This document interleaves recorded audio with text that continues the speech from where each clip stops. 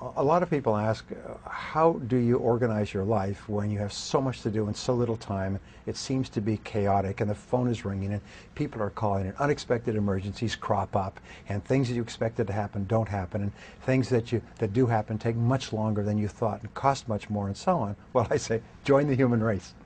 The fact is that in our world today, there's so much good stuff going on that we are eager to take a piece of everything.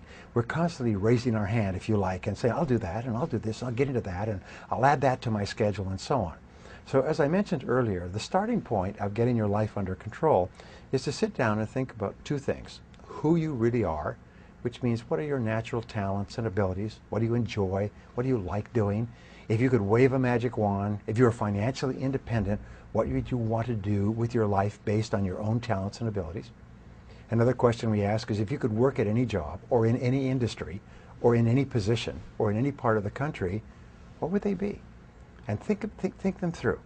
At Stanford University, they teach an exercise in the creative thinking part of the business faculty. It's called the 2010 exercise. And that's, imagine that you have $20 million cash in the bank, just for fun, an inheritance, you won a lottery. But simultaneously, you have an incurable illness and you only have 10 years left to live. If you had $20 million in the bank and 10 years left to live, what choices and decisions would you make for your life? And that begins to clarify things. You start to become clear, well, if I had that money and only a limited time, there's certain things I would want to do and certain things that would not be that important. The second goal area is, what do you really, really want from your life? If you had no limitations, if you had all the money and all the time and all the talents and all the abilities, if you could do or be or have anything, what would you really want in your life? And write them down. And then what I encourage people to do is make a list of 10 things, 10 goals that you'd like to accomplish in the next year or so, and ask this question. If I could only accomplish one goal on this list, which one goal would have the greatest positive impact on my life? If you could only accomplish one goal in life, which one goal would have the greatest positive impact on your life?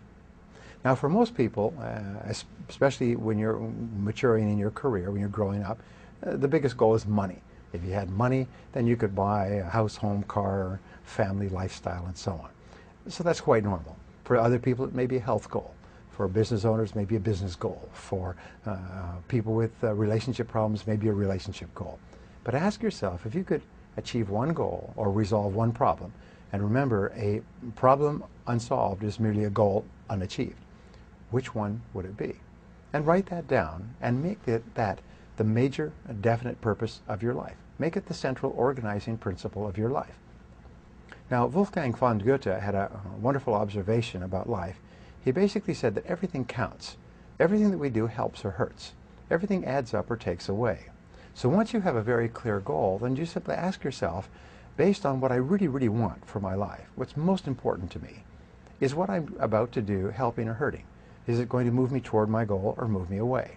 And if it doesn't move you toward what is most important to you, then it's a very good candidate to be delegated, outsourced, downsized, or even eliminated.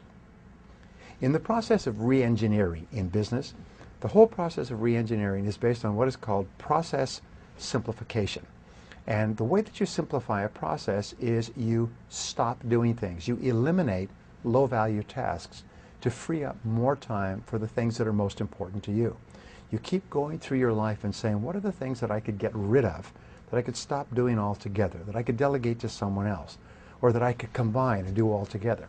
You keep thinking, how can I simplify my life? How can I re-engineer my life so that it's simpler and more streamlined? And then you concentrate more and more time doing fewer and fewer things, which give you greater and greater results, financial and satisfaction, emotional, in your life. That's how you bring order out of chaos.